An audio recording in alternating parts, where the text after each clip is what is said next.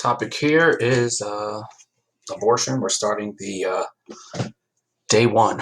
So first thing up, take a look at the do now, where you're being asked to role play a situation as a child with a guardian, and you are having a conversation about birth control. The map here is trying to give you an idea of states with contraception laws, and apparently, according to this graphic, there are 30. I did a search for states with contraception laws, spelled it wrong, and here's what has come up. Now, notice that this list is from insurance coverage, and that's interesting right there because I see New Jersey is on the list, so that means that I guess insurance companies, will possibly provide if you're in New Jersey. Pay for a procedure. Insurance companies making a decision to cover abortion or not could have some pretty nasty consequences for women. Anyway, here's kind of where we're at. We know that we've been looking at the four virtues. So in this particular area, the man-created institutions where there's no divorce, patriarchy, and women are expected to follow the four virtues. When you put all of these items up, you get limited options for women, which is why I put none here.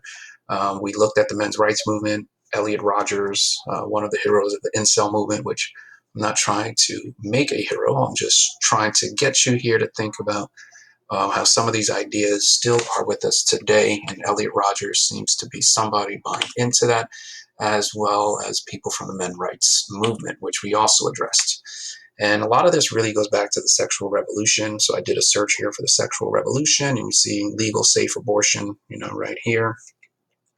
Did you choose your sexuality? Here, I guess they're advocating for homosexuality, divorce. So just a quick search on sexual revolution.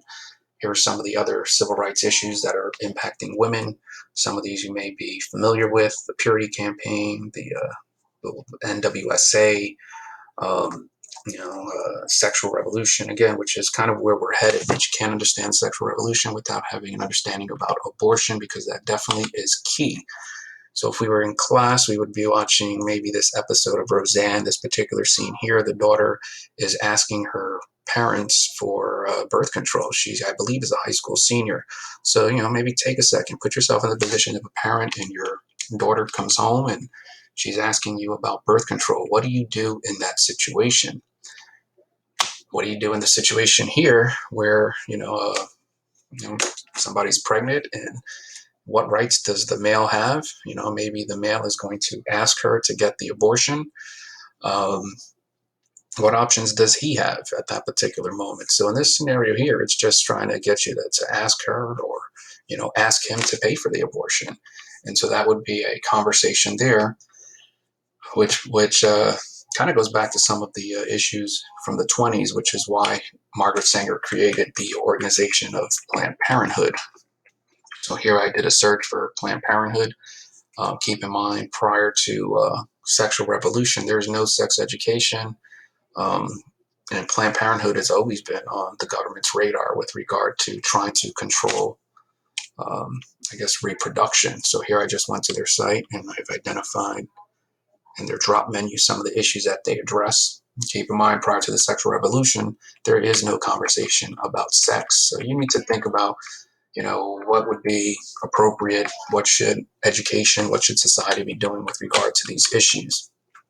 This reading here is looking at the list of items that women would potentially do to, self-induce abortion, which pretty much means the woman is performing the procedure on her own.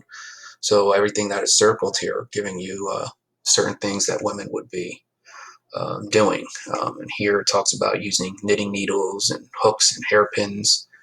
And that right there is going to create a situation where, the woman is creating potential harm. So it brings back the question whether or not government should be doing anything.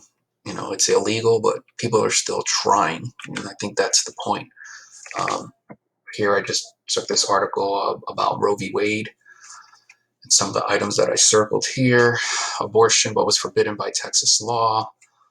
Women often resort to illegal abortions. So illegal abortions here, this is in the 70s, and women are performing illegal abortions here, or self-induced abortions going back to 1893. So definitely seems to be an issue that society has been struggling with. Melissa Drexler is more of a significant case because Melissa Drexler, uh, she's at prom. She has her child at prom, and she puts the child in a dumpster, um, which is where the phrase dumpster baby sadly comes from. It's a result of this case. So the question here is, Melissa Drexler, if she did have the ability to go to Planned Parenthood and maybe get information, would she have committed this particular crime or not? And that seems to be the issue in question here. What role should education play? And then is education going to, lead to sexual activity? At what age is it, mandatory? These are things that society's been grappling with. This chart here is a list of people. I'll go back to some of the readings that you might look at here. Here you see the defendant, which is probably going to be the doctor. So here is telling you the practitioner. This one's a medical doctor, irregular, unknown. So here you have the doctor in question. This is the defendant. Here is the woman.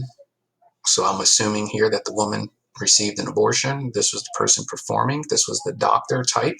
And what happened? Did the person die or survive? And if the person died, here you see manslaughter, which is the charge. So again, what's going to happen when women are self-inducing and then the doctor is put in a position where he has to address the situation? Or is the woman self-inducing just because she knows that she then has the ability to go to the doctor? Term you want to jot down is quickening. So quickening is an 1800 term, and it simply says that a separate entity, there's two definitions. This is the one I was looking for here. Prior to the 1820s, that life begins when woman feels movement, stirring of the fetus.